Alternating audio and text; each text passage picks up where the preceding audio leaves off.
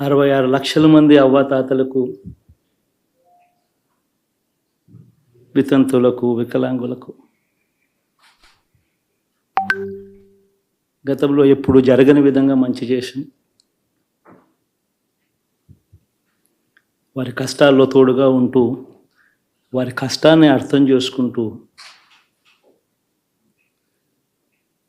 వారి ఇంటికే పంపించే వ్యవస్థను సైతం తీసుకొస్తూ, గతంలో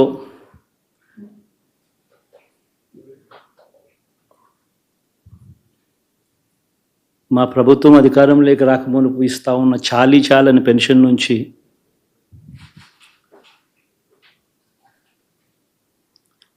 ఎంతో మంచి చేస్తూ అడుగులు వేసినా కూడా ఆ అవ్వాతాతలు చూపిన ఆప్యాయత ఏమైందో కూడా తెలియడం లేదు. దాదాపుగా 1,05,00,000 మందికి పొదుపు సంఘాల అక్క చెల్లెమ్మలకు మంచి జరిగిస్తూ వారి కష్టాలనే మా కష్టాలుగా భావిస్తూ ఇచ్చిన ఏ మాట తప్పకుండా అన్ని రకాలుగా వాళ్ళకు అండగా ఉంటూ ఆసరాతో తోడుగా ఉన్నాం. సున్నా వడ్డీతో సైతం అండగా ఉన్నాం. చేయూత సైతం తోడుగా ఉంటూ నిలిచాం. మరి ఆ 1,05,00,000 మంది అక్క చెల్లెమ్మల ప్రేమాభిమానాలు ఏమయ్యాయో తెలియవు. 26 లక్షల మంది చేయూతను అందుకుంటున్న అక్క చెల్లెమ్మలు వారి ఆప్యాయత ఏమైందో తెలీదు.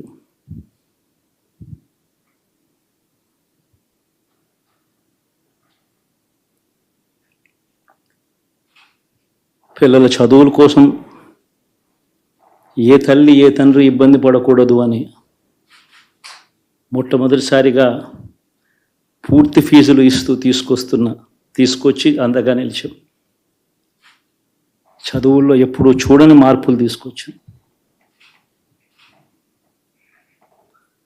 దాదాపుగా 12 లక్షల మందికి సంవత్సరానికి మంచి జరిగిస్తూ ఆ పిల్లలు ఆ తల్లుల అభిమానం ఏమైందో కూడా తెలియదు.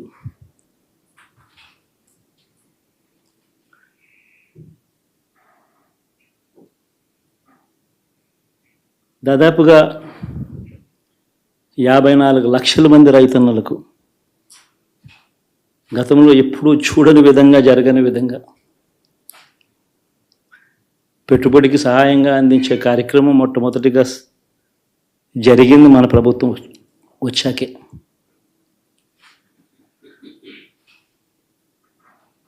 మరి అంతగా రైతన్నలకు తోడుగా ఉంటూ రైతన్నలకు రైతు భరోసా ఇవ్వడం కానీ, సమయానికే వారికి ఇన్పుట్ సబ్సిడీ ఎప్పుడు జరగని విధంగా సీజన్ ముగిసేలోగానే ఇచ్చే కార్యక్రమం కానీ, ఉచిత ఇన్సూరెన్స్ కానీ, పగటిపూట 9 గంటలు ఇచ్చే కార్యక్రమం కానీ, ఉచిత విద్యుత్ ఇచ్చే కార్యక్రమం కానీ,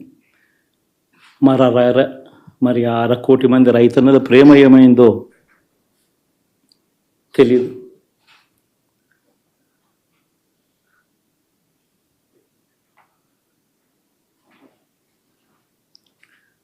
మరి ఇన్ని కోట్ల మందికి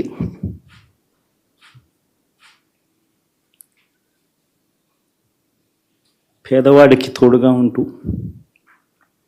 ఆటో డ్రైవర్లు నడుపుకుంటా ఉన్న వాళ్ళు ఆటోలు తోలుకుంటూ టాక్సీలు తోలుకుంటూ ఇబ్బంది పడకూడదని వారికి అండగా ఉంటూ ఓ వాహనమిత్ర, నేతన్నలకు అండగా ఉంటూ ఓ నేతన్న నేస్తం, మత్స్యకారులకు తోడుగా ఉంటూ మత్స్యకార భరోసా, ఫుట్పాత్ మీద చిన్న చిన్న ఇడ్లీ షాపులు పెట్టుకొని నడుపుకుంటూ, చిన్న చిన్న బంకులు పెట్టుకొని నడుపుకుంటూ,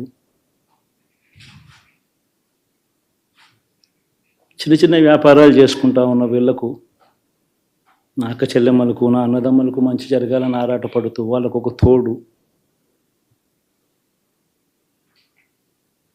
నా రజకులకు, నా నాయి బ్రాహ్మణులకు, నా టైలర్లకు అని అండగా ఉంటూ వారికి ఒక చేదోడు.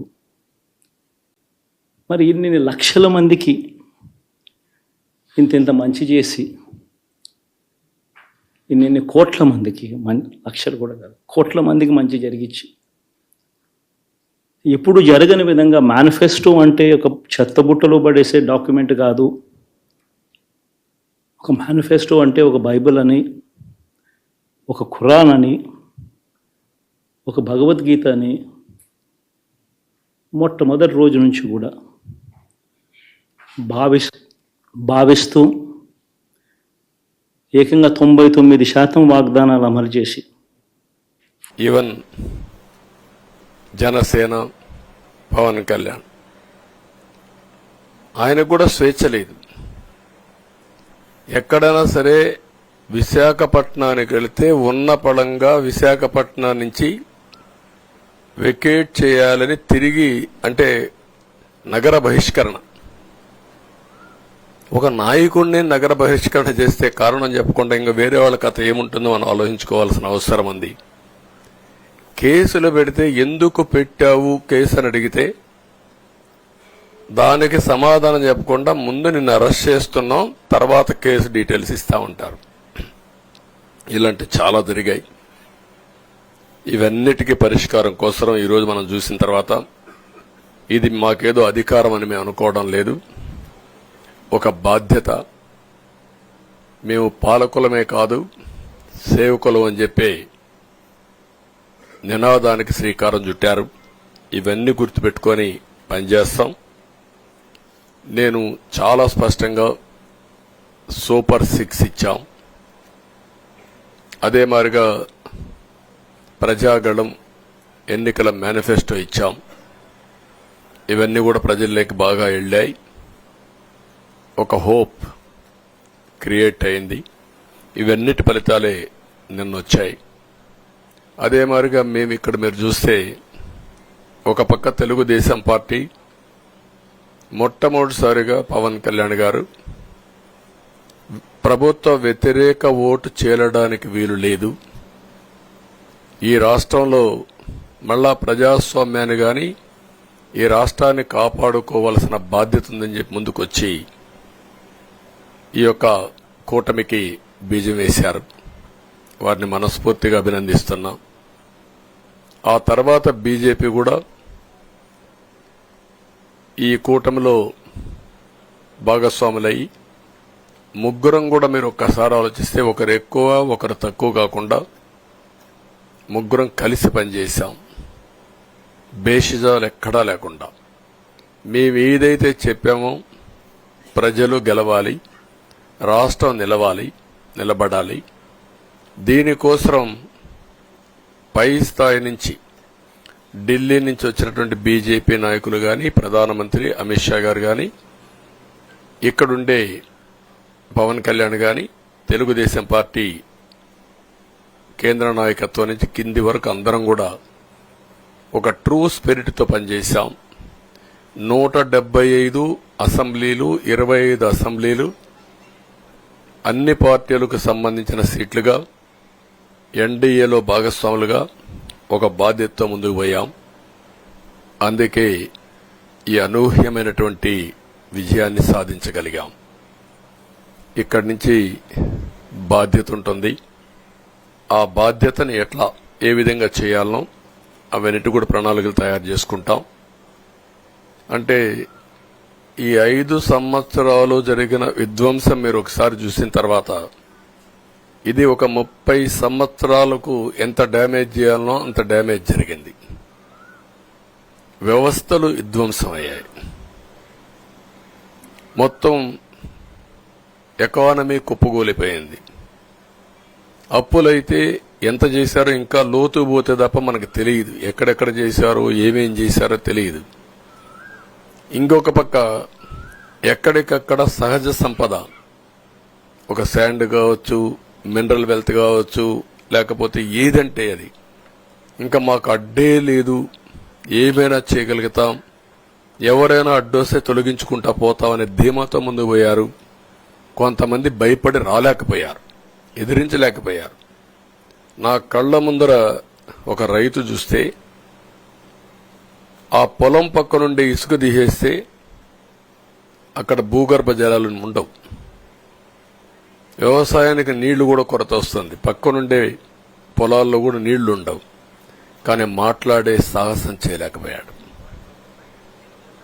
ఆయన కళ్ల ముందర ఆయన పొలంలో మట్టి తీసుకుపోతా ఉంటే ఎదిరించలేని నిస్సహాయ స్థితికి వచ్చాడు. మా వాళ్ళు పోతే హౌస్ అరెస్టులు చేశారు. ఇవన్నీ చెప్పుకుంటూ పోతే ఒకటి కాదు, చాలా జరిగాయి. అవన్నీ కూడా ఏ విధంగా చేయాలో చేస్తూనే మళ్లీ వ్యవస్థలన్నీ కూడా పునరుద్ధరించాల్సిన బాధ్యత ఉంది. గెలుపు నాకు బాధ్యత ఇచ్చింది కానీ అహంకారం ఇవ్వలేదు, రాదు. ఇంకా భయం వేసింది. అందరూ నాకు శుభాకాంక్షలు తెలియజేస్తూ ఉంటే నాకు భయం వేసింది. ఎందుకంటే ఇల్లు అలకగానే పండగ కాదు, ఇది ఇల్లు అలకగానే పండగ కాదు, చాలా చాలా బాధ్యత కూడుకున్నది. భీమవరం గాజువాక 2 చోట్ల ఓడిపోయినప్పుడు ఈ రోజున ఇంతమంది ఉన్నారు. ఈ రోజున ఆ రోజున నా పక్కన నన్ను నమ్ముకున్న కొద్దిమంది తప్ప, కానీ నాకు ఒకటే అనిపించింది, నేను పరాజయం చూసి భయపడను, ఓటమి చూసి భయపడను. ఓటమి నాకు బలం ఇస్తుంది, ఓటమి నాకు ఉత్సాహం ఇస్తుంది అనుకున్నాను. దేనికి అంటే నేను ఒకటే నమ్మాను. చిన్నప్పుడు తిరుపతిలో యోగా నేర్చుకుంటున్నప్పుడు ఒకటే నమ్మాను, ధర్మో రక్షితి రక్షిత అని. నువ్వు ధర్మాన్ని నమ్మితే ధర్మం నిన్ను రక్షిస్తుంది అని. ఎప్పుడో ఒక 30 సంవత్సరాలు ఇంకా ముందే 18-19 ఏళ్ళప్పుడు చదివితే ఈ రోజున ధర్మం కోసం నిలబడ్డాం. ధర్మం కోసం నిలబడితే ధర్మం ఈరోజు మనంటే నిలబడింది.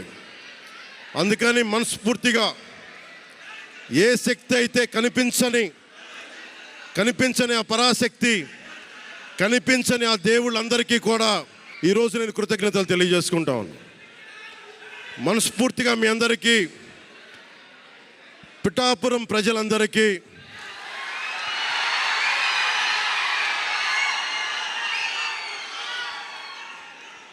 మీరు పిఠాపురం పురజనులకి, పెద్దలకి,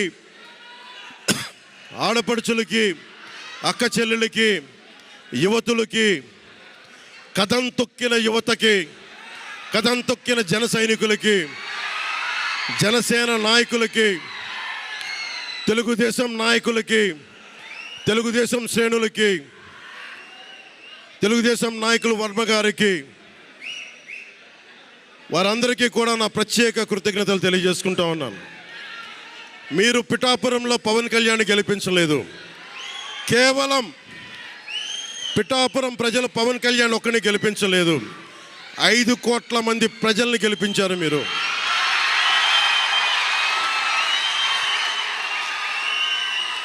ఓడిపోతే ఇంత బలంగా నిలబడ్డవాడిని. ఇంత గెలిపించి కాదు మీరు ఇచ్చింది, చిన్నపాటి జయం ఇవ్వాల, ఆకాశవంత విజయం ఇచ్చారు మీరు నాకు, మాకు, మా కూటమి ప్రభుత్వానికి. ఇది గుండెల్లో పెట్టుకుంటాం, నిలబడతాం, నిర్మాణాత్మకంగా పనిచేస్తాం. మీ కష్టాలలో మీ ఇంట్లో ఒకటిలాగా నేను ఉంటాను, మీ అందరికీ మాటిస్తున్నాను.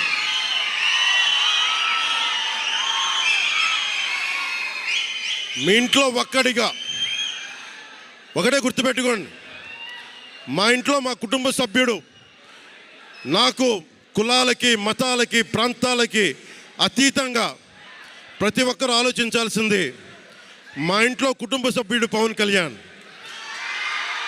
మా వాడు అసెంబ్లీలో అడుగు పెడుతున్నాడు, మా కష్టాల కోసం మాట్లాడతాడు, మా కష్టాల కోసం నిలబడతాడు. అది చేసి చూపిస్తాను. ప్రభుత్వం ఎలా ఉండాలి, అధికార యంత్రాంగం ఎలా ఉండాలి రాబోయే రోజుల్లో మీకు అందరికీ చేసి చూపిస్తాం. మళ్ళీ ఒక 10 నిమిషాల తర్వాత మళ్ళీ వచ్చి మాట్లాడతాను. చంద్రబాబు గారు వచ్చారు, వారిని కలిసి మళ్ళీ వచ్చి మేము ఇద్దరం మాట్లాడతాం.